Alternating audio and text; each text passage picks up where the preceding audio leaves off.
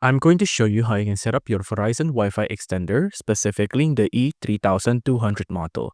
First off, if you want to do a wired installation, the thing you have to do, first off, you'll have to connect the Verizon router to a coax outlet. If the coax outlet is already in use, use the coax splitter included in the box. Now, connect the Wi-Fi extender to a coax outlet, ideally in an area with spotty Wi-Fi coverage, and then connect the power cords to the router and extender, then an electrical outlet. After that, after 10 minutes, the light on the extender should turn solid white, indication the connection is complete. If you want wireless pairing, first off, before setting up any Wi-Fi extender, make sure the internet gateway or router you use to connect to the internet is working properly. So this basically just means your Wi-Fi is working properly, right? And then plug the Wi-Fi extender into a power outlet next to the internet gateway or router and wait for the light to turn solid yellow. Now, you'll have to set up your Wi-Fi extender, right? First off, you have to press and hold the pair button on the Wi-Fi extender for 3 seconds and then press the pair button on the router for the internet gateway within 2 minutes.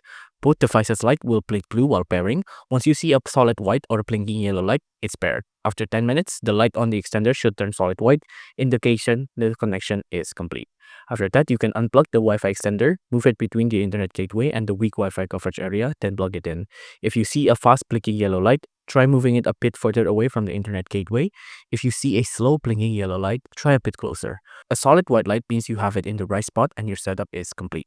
After that, you will now have to connect a Wi-Fi device using WPS. First off, you'll have to open the web browser on the device connected to your Wi-Fi extender network, and then in the browser address URL field, enter the extender's IP address found in the UI of the Verizon router, then press the enter key on your keyboard.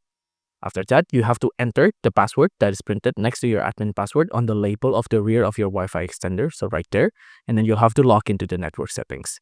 And then that's it, you're done.